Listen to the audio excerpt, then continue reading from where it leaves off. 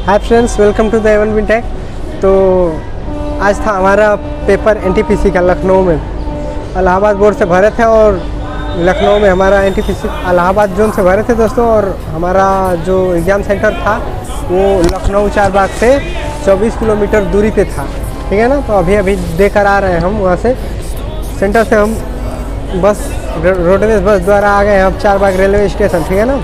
तो यहाँ से आए हैं तो आप लोग के लिए कुछ ओरिजिनल क्वेश्चन लेकर आए हैं, ठीक है ना। खास करके ये टारगेट वालों के लिए है। तो पूरा पेज हमारे पास था नहीं कोई, तो ये जो हमारा था ना इसी पेपर हमने इसको लेकर ले आया, ठीक है। तो आप लोग के लिए हम बोल दे रहे हैं, ठीक है। देख लीजिए, अगर आपका नेक्स्ट क्वेश्चन में पेपर है तो आपके लिए बहुत ज़्यादा हेल्पफुल हो जाएगा ये, ठीक है। और इससे आपको पैटर्न का पता भी चल जाएगा कि किस हिसाब से आपको तैयारी करना है और किस हिसाब से आपको क्या पढ़ के जाना है, ठीक है। तो सबसे पहले तो हम बता दे रहे हैं जो आया था जीके की क्वेश्चन, ठीक है, इसके बारे में जान लीजिए। तो सबसे पहले पूछ दिया था कि चंपारण सत्याग्रह कब हुआ था। तो आपको पता होगा, अगर नहीं पता होगा तो आप इसे देख लीजिएगा नेट से, ठीक है ना। हम आंसर नहीं बताएंगे, सिर्फ क्वेश्चन बताएंगे, ठीक है। तो आप देख लीजिएगा इसमें। और अगर आपको इसका पूरा आंसर के साथ वीडियो चाहिए तो आप इस चैनल को सब्सक्राइब कर लीजिएगा। हम घर पे जाकर आराम से इसका PDF बनाकर आंसर के साथ डाल देंगे, ठीक है ना। तो हम बता दे रहे हैं सबसे पहले जो मैथ और रीजनिंग और जीके के क्वेश्चन आए हैं वही सब हैं इसमें। तो चंपारण सत्याग्रह कब हुआ था, तो ये पूछ लेते हैं। ये करो या मरो का नारा, करो या मरो का डू और डाई का स्लोगन जो है ये किसने कहा था। तो आपको पता ही होगा, महात्मा गांधी। ये कौन नहीं जानता, ठीक है। तो आप ये था आज पूछा। और किस बैंक को सबसे पहले भारत ने स्वीकार किया था। किस बैंक को भारत ने सबसे पहले प्रतिपादित किया था, ये था, ठीक है ना। 1916 में जब नरम दल और गरम दल एकजुट हुए थे तो भारतीय राष्ट्रीय कांग्रेस का अध्यक्ष कौन था दोस्तों, ये पूछ लिया था, ठीक है। और कौन सा नेक्स्ट क्वेश्चन था कि कौन सा अंतर्राष्ट्रीय संस्था नहीं है। तो 4 ऑप्शन थे उसमें, बहुत 4 ऑप्शन थे जो कि वो अंतर्राष्ट्रीय थे, बट DRDO था उसमें। तो DRDO आपको पता ही है कि ये भारत की डिफेंस रिसर्च ऑर्गेनाइजेशन सिस्टम है, ठीक है। तो आप इसमें ये अलग था, ठीक है ना। तो ये भारत की है, ये अंतर्राष्ट्रीय नहीं है, ठीक। तो और पूछ लिया था एक तो टेस्ट ऑफ माई लाइफ के लेखक कौन है। तो आपको पता ही होगा, शायद हमारे समझ से युवराज सिंह है, ठीक है। आप देख लीजिएगा, ठीक। तो संयुक्त बैठक के नेक्स्ट क्वेश्चन था दोस्तों कि संयुक्त बैठक कौन बुलाता है और कौन स्थगित करता है। तो हम इसमें राइटिंग अच्छी नहीं है, ठीक है ना। लिखे फटाफट, जितना हमें याद था हम सोचें कि भूल न जाए, इसलिए फटाफट लिख दें तो पढ़ने में थोड़ा प्रॉब्लम हो रहा है, बट हम फिर समझ के आपको बता दे रहे हैं, ठीक है। तो यही पूछा था कि संयुक्त बैठक कौन बुलाता है और स्थगित कौन करता है। तो ये राष्ट्रपति बुलाता है, ठीक है ना। और पूछ ले आपसे कि संयुक्त बैठक का अध्यक्षता कौन करता है। तो ये लोकसभा का स्पीकर ओम बिरला करेंगे, ठीक है। ये आप याद रखिए। अरब सागर के समांतर कंप्यूटर में कौन सा हार्डवेयर नहीं है, ठीक है ना। तो 4 ऑप्शन थे उसमें, था मॉनिटर था, CPU था और माउस था और एक तो प्रिंटर था। तो पूछा था इसमें हार्डवेयर कौन नहीं। तो हमारे समझ से प्रिंटर हार्डवेयर नहीं है दोस्तों, ठीक है। आप देख लीजिएगा, बहुत ही इजी क्वेश्चन पूछ रहा है कंप्यूटर से भी। और अरब सागर के समांतर कौन सी रेलवे लाइन गुजरती है। तो कौन सी रेलवे लाइन, यानी पूर्व मध्य रेलवे या दक्षिण मध्य रेलवे, ऐसे कुछ करके होता है ना जो जोन, उसी से रिलेटेड था। हमें नहीं पता था, हम इससे छोड़ दिए, ठीक है। पेट्रोलियम निर्यातक 2018 और 19 में पहला अगर सऊदी अरब है तो दूसरा देश कौन है। यानी कि सिंपल से पूछे, सिंपली भाषा में इसे कहा जाए तो इसका पूछने का अर्थ था कि पेट्रोलियम निर्यातक करने में 2018 और 19 में दूसरा नंबर पे कौन था। तो आप देख लीजिएगा इसे।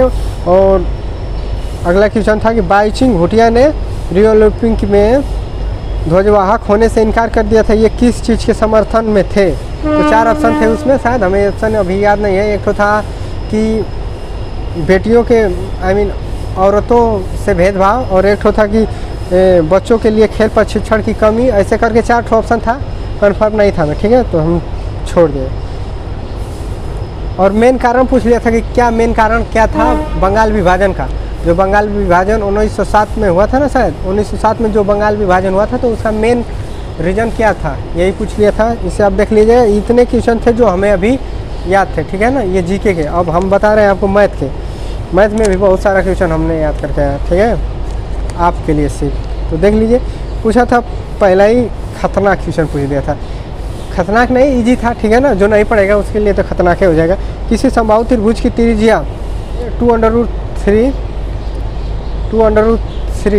किसी समबाहु त्रिभुज की भुजा 2√3 है, तो उसका व्यास पूछ लिया था, ठीक है। आपसे उसका व्यास निकाल दोगे, ठीक है।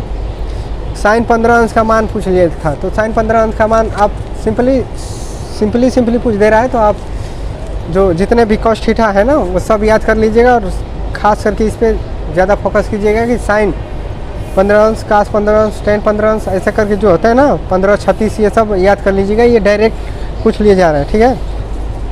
और एक तो सवाल था कि ए बी से दोगुना कार्य कुशल है, तो यदि दोनों मिलकर किसी कार्य को 22 दिन में करते हैं तो ए कितने दिनों में करेगा उस कार्य को, ठीक है।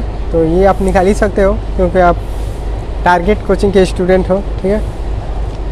और एक तो था अनुपात समानुपात से 1/3 A = 1/4 B = 1/5C। तो A अनुपात B अनुपात C का मान पूछ लिया था, ये भी आप निकाल सकते हो। और एक टंकी A 20 मिनट में किसी टैंक को भर सकती है और B 10 मिनट में भर सकती है, तो दोनों मिलकर इसे कितने में भरेंगी। अब ये नहीं आपसे आएगा तो क्या आएगा यार। एक तो सीरीज दे दिया था रीजनिंग में 1, 8, 27, 64। तो नेक्स्ट क्वेश्चन अभी हम बोल रहे हैं, आप बता दिए 125, ठीक है। क्यू क्या है, ठीक है ना। नेक्स्ट सभी संख्याओं का क्यूब क्या है, ठीक।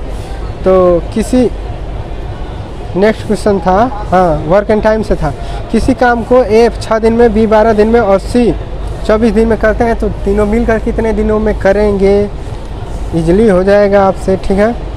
और एक था एक ठो क्वेश्चन था, ये उठपटांगा तो नहीं कहेंगे इसे, बट एक अनंत तक नहीं, एक करके n संख्याओं तक रहेगा। तो 9 से कितनी संख्याएं हैं जो विभाज्य होगी, तो शायद।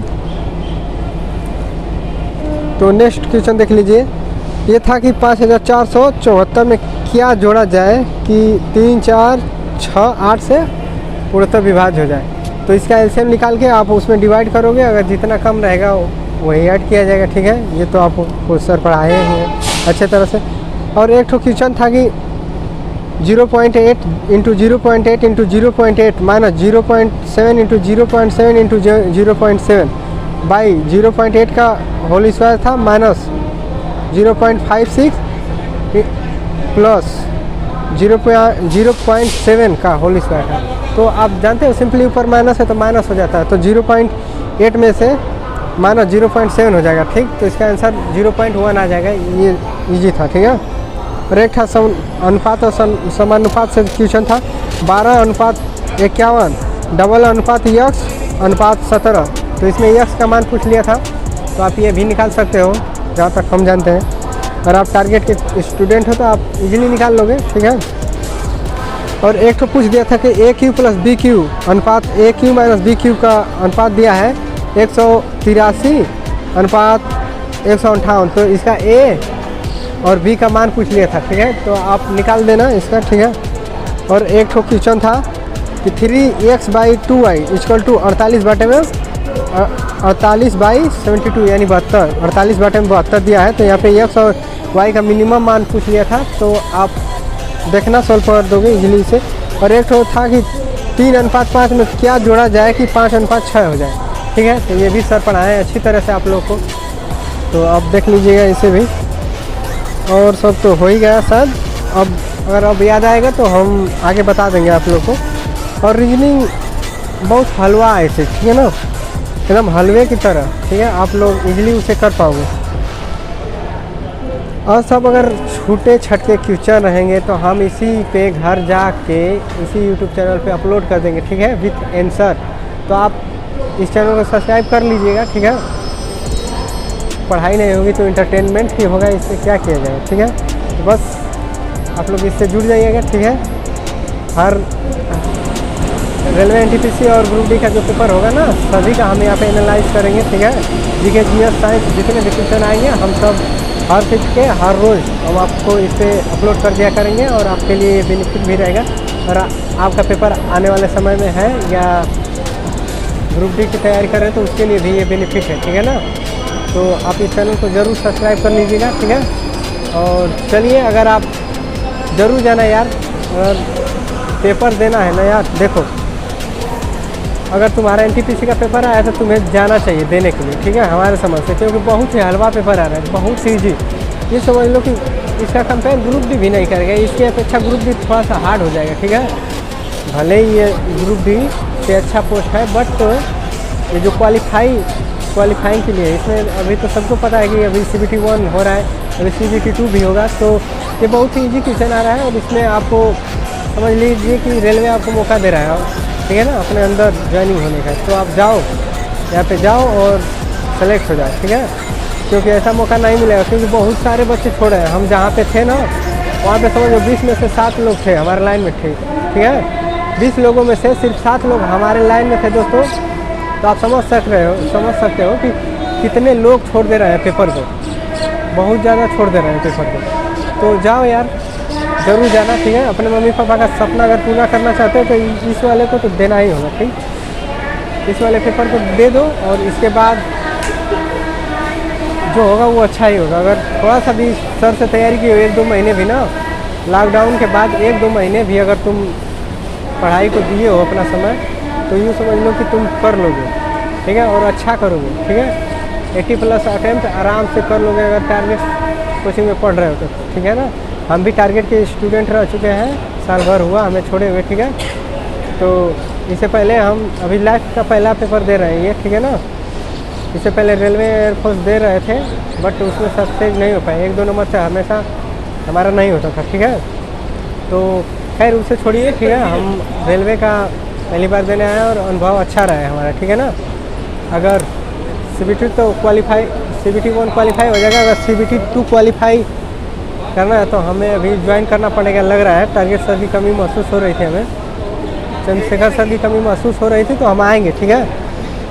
बहुत जल्द यहाँ से आ रहे हैं लखनऊ से, तो 1-2 दिन बाद रेस्ट लेने के बाद हम ग्रुप डी के तैयारी में जुट जाएंगे, ठीक है।